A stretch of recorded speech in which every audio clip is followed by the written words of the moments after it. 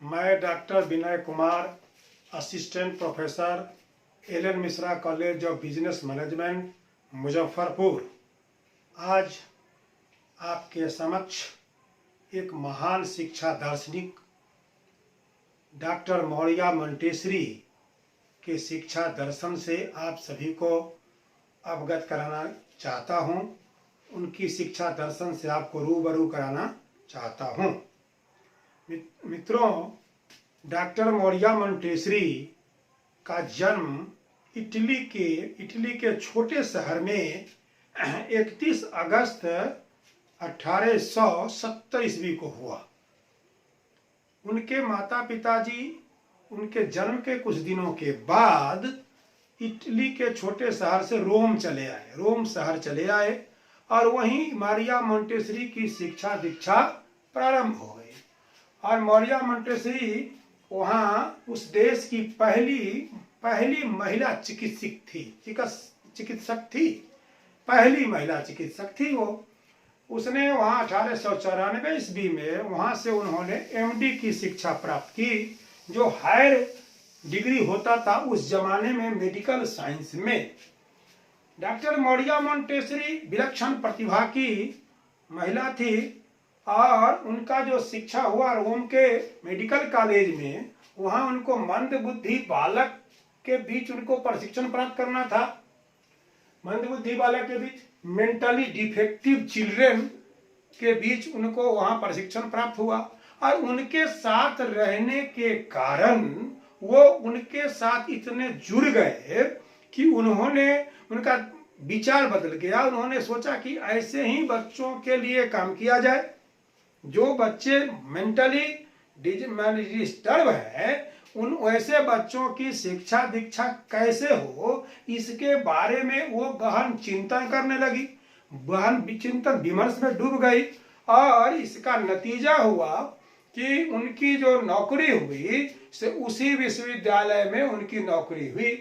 और उस नौकरी के दरमियान उन्होंने जो शिक्षा ग्रहण किया, उन्होंने जो अपना बच्चों पर ध्यान केंद्रित किया और उन बच्चों का इलाज करने लगा और इलाज करने लगी। उसी इलाज करने के क्रम में उनके दिमाग में आया कि ऐसे बच्चों के लिए एक नई शिक्षा पद्धति की आवश्यकता है और उसी पद्धति से, नई पद्धति के द्वारा वैसे मंदबुद्धि बालक को हमारे समाज सकारात्मक दिशा में लाया जा सकता है।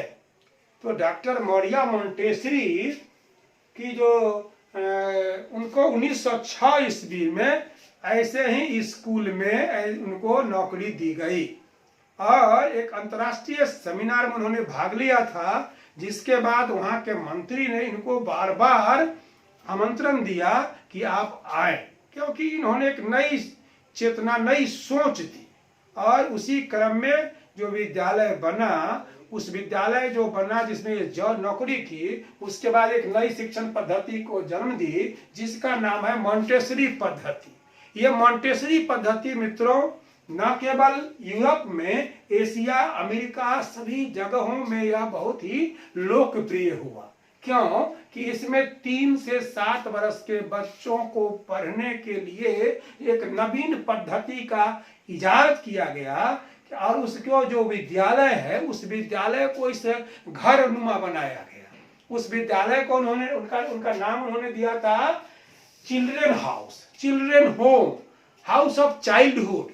विद्यालय की जो संकल्पना है, आज भी कल्पना है, उसमें भय का वातावरण लगता था कि शिक्षक होंगे, अनुशासनिक कार्रवाई होगी। लेकिन मोंटेसरी ने कहा कि नहीं, विद्यालय का जो स्वरूप होगा वह हाउस की तरह होगा, होम की तरह होगा और 3 से 7 वर्ष के बच्चों को उसमें पढ़ाया जाएगा, जिसमें उस विद्यालय में छोटा छोटा मेज होगा, कुर्सी होगी, छोटे छोटे टेबल होंगे, मेज होंगे, जिसको बच्चे यहाँ से उठा के वहां ले जाएंगे। इसमें उनका कर्मेंद्रियों की शिक्षा पूरी हो रही है। कर्मेंद्रियों की शिक्षा पर और ज्ञानेंद्रियों की शिक्षा पर उन्होंने बल दिया तो उसमें वो बच्चे जब इधर से उधर घूमते हैं और मेज, कुर्सी, खिलौना को इधर से उधर ले जाते हैं, तो उससे उनकी मांसपेशियों में विकास होता है। उन्होंने कहा कि ये दीवार जो उसका हो ऐसा आकर्षक हो, पेंटिंग किया हो बच्चों के, माने ऐसा ऐसा पेंटिंग हो जिससे बच्चे प्रभावित हों। और मकान स्कूल में खिड़की हो जिस खिड़की से बच्चे बाहर के वातावरण को देखें। बाहर के वातावरण को जब बच्चे देखते हैं तो उनके अंदर एक उत्साह पैदा होता है, एक उमंग पैदा होता है।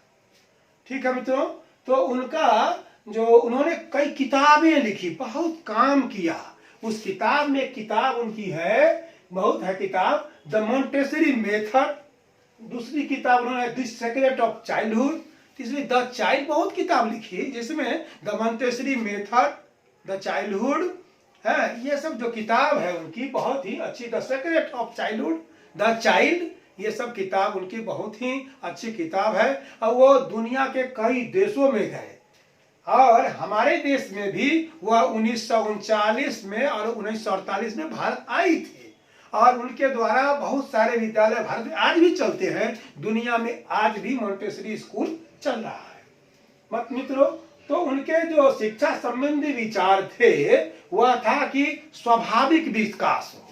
स्वाभाविक विकास की जो उनका विचार था, बच्चों में स्वाभाविक विकास हो, आत्मनिर्भरता हो, व्यवहार कुशल हो बच्चे। उनकी जो शिक्षा थी ये उस शिक्षा का था कि स्वाभाविक विकास हो, आत्मनिर्भर हो, बच्चे व्यवहार कुशल हो और मानव जाति के प्रति, मानव जाति के बीच उनका सामंजस्य स्थापित हो। शिक्षा कैसा हो जिसमें एडजस्टमेंट हो, समायोजन की शक्ति हो, व्यवहार कुशल हो, ये उनके शिक्षा का विचार था। और उद्देश्य उनका क्या था कि शारीरिक, मानसिक, सामाजिक और भावात्मक भावनाओं का विकास उनका शिक्षा का उद्देश्य था।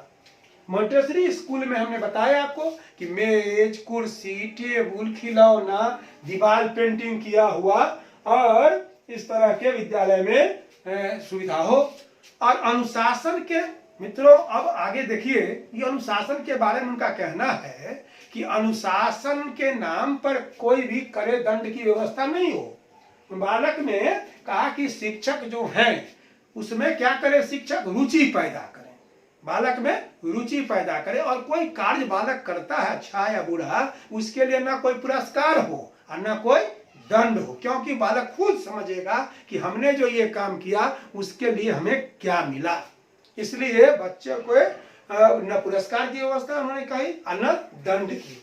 तीसरा उन्होंने कहा शिक्षा के उपकरण, विद्यालय में ऐसे ऐसे शिक्षा के उपकरण हो जिसके में बच्चे लगे रहे, और बच्चे उसमें लगे रहेंगे तो स्वाभाविक रूप से सकारात्मक सोच उनके अंदर पैदा होगा और उनका ध्यान उसमें लगेगा, रुचि पैदा होगी। अब कहता है उनका कि पाठ्यक्रम कैसा हो, तो कहते हैं कि 3 से 7 वर्ष के बच्चों के लिए, बालक के लिए उन्होंने 2 तरह की बात कही, ज्ञान प्रधान शिक्षा और क्रिया प्रधान शिक्षा। 2 बात कही। ज्ञान प्रधान न होकर उन्होंने क्या कहा, ज्ञान प्रधान नहीं, ज्ञान प्रधान न होकर क्रिया प्रधान पर जोर दिया। 2 तरह की शिक्षा होती है, ज्ञान प्रधान और क्रिया प्रधान, लेकिन उन्होंने ज्ञान प्रधान पर नहीं, क्रिया प्रधान शिक्षा पर जोर दिया। और बालक में कहा कि बालक को उनकी रुचि के अनुसार, उनकी आवश्यकताओं के अनुसार और उनकी दक्षताओं के, क्षमताओं के अनुसार ही शिक्षा के पाठ्यक्रम निर्धारित किए जाएं। और तीसरा कहा उन्होंने कि कर्मेंद्रिय की शिक्षा, तो कहा कि बालक में कर्मेंद्रियों की शिक्षा का विकास होना चाहिए। कैसे, कहा कि सेंस ऑफ टेस्ट, आपको उसको नमकीन खिला करके देखिए तो वो बताएगा कि कैसा टेस्ट है, टेस्ट। और दूसरा कहा क्या बोला उसके बाद, दूसरा बोला सेंस ऑफ स्मेल, तरह तरह के चीज उसके पास ले जाएं तो उसको, उससे उसका क्या होगा कि वो जो स्मेल जो लेगा, सूंघने की क्षमता बढ़ेगी तो उसको पता चलेगा कि ये क्या चीज है। तीसरा कहा सेंस ऑफ टच, गर्म पानी लगाइए, खुरदुरे चीज पर हाथ लगवाइए तो उससे उसको लगता है कि बच्चे का विकास, उसको बच्चा को लगता है कि ये खुरदुरा चीज है, उसको सेंस ऑफ टच डेवलप होता है उसके द्वारा।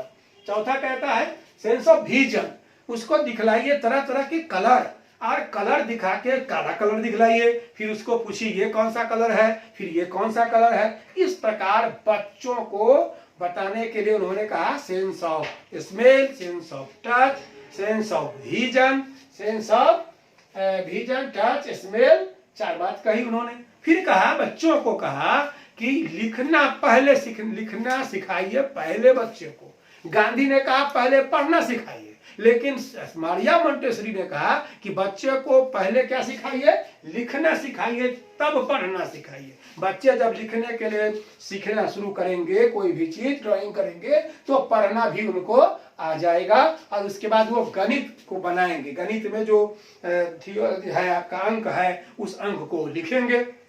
और उन्होंने कहा कि विद्यालय में अध्यापक के बदले अध्यापिका को प्रश्रय उन्होंने दिया।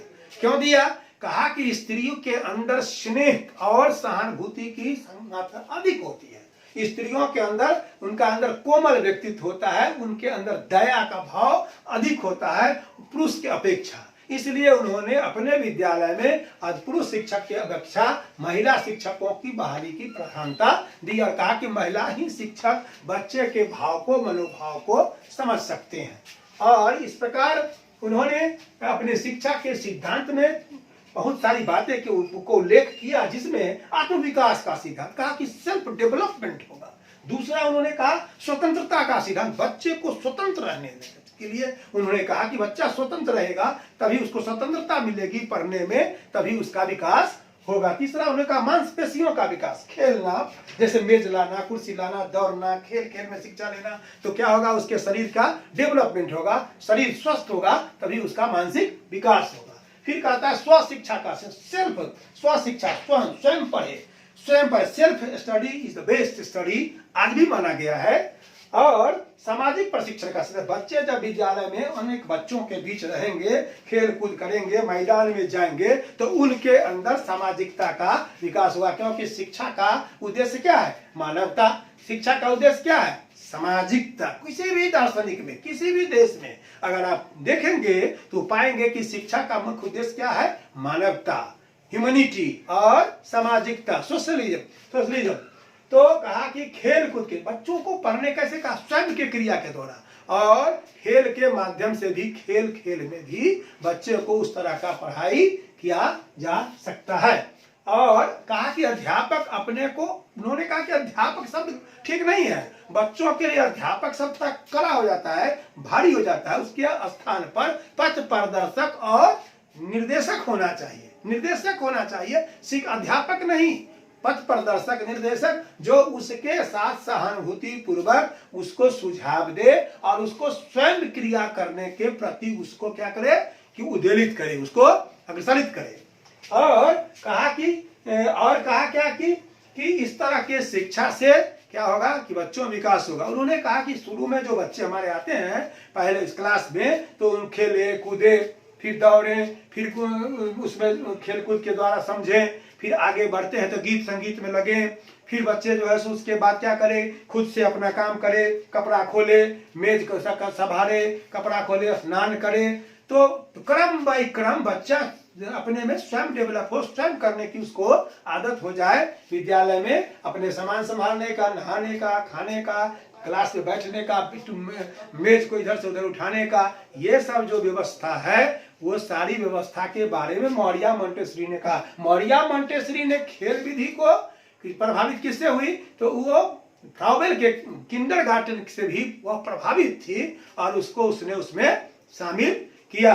तो मारिया मोंटेसरी के जो शिक्षा दर्शन है, उनकी जो शिक्षा पद्धतियां हैं, उनके बताए हुए जो शिक्षा के मार्ग हैं, वो आज भी प्रासंगिक हैं और दुनिया के अनेक देशों में आज भी मोंटेसरी विद्यालय आज भी कायम है, आज भी कायम है। क्योंकि उनके द्वारा जो बताई गई बात थी, कहा कि शिक्षक को बाल मनोविज्ञान का ज्ञान होना चाहिए, और चूंकि उसमें अध्यापिका शिक्षक की बहाली की और छोटे बच्चों के लिए था, तो उनके जो शिक्षा विद्यालय थे मोंटेसरी स्कूल बहुत ही सफल हुए।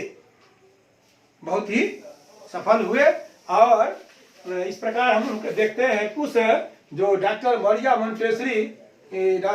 मारिया मोंटेसरी इतनी महान शिक्षा दार्शनिक थी, जिसका प्रभाव दुनिया के अनेक देशों में पड़ा। वो एशिया का देश हो, यूरोप का देश हो, अमेरिका हो, तमाम जगहों में उन्होंने घुमा और घूम करके उन्होंने अपने विद्यालय के पद्धतियों का विकास किया, इजाद किया। और भारत में भी संजोग देखिए कि भारत में भी 1939 और 1950 1948 में वो आई थी। आज भी भारत के कई शहरों में वह विद्यालय कायम है। तो मित्रों, हम लोगों ने देखा कि डॉक्टर मरिया मोंटेसरी की शिक्षा पद्धति कैसी थी, कैसे वो बच्चों के बाल के शिक्षा पर ध्यान करती थी, केंद्रित करती थी, किस प्रकार उन्होंने कर्मेंद्रियों के द्वारा शिक्षा देने की बात कही, किस प्रकार उन्होंने आत्मविकास का सिद्धांत दिया, स्वतंत्रता का सिद्धांत दिया, स्व शिक्षा का सिद्धांत दिया, सामाजिकता के निर्माण का सिद्धांत दिया, और किस प्रकार वो बच्चों को के अंदर स्वाभाविक विकास, बच्चे के अंदर आत्मनिर्भरता, व्यवहार कुशल और मानव के प्रति सामंजस्य स्थापित करने की बात उन्होंने कही। इस प्रकार इसलिए हम लोग डॉक्टर मारिया मोंटेसरी को कभी नहीं, उनको भुलाया नहीं जा सकता, क्योंकि उनका जो शिक्षा में जो योगदान है वह बहुत ही प्रासंगिक योगदान है। मित्रों, अगर कोई आपको डॉक्टर मारिया मोंटेसरी से संबंधित कोई समस्या हो या कोई सुझाव हो तो आप उस सुझाव को शेयर कर सकते हैं। मैं पुनः अगली कक्षा में आपके बीच दूसरे शिक्षा दर्शन को लेकर, दार्शनिक को लेकर उपस्थित होऊंगा। बहुत बहुत धन्यवाद मित्रों, बहुत धन्यवाद।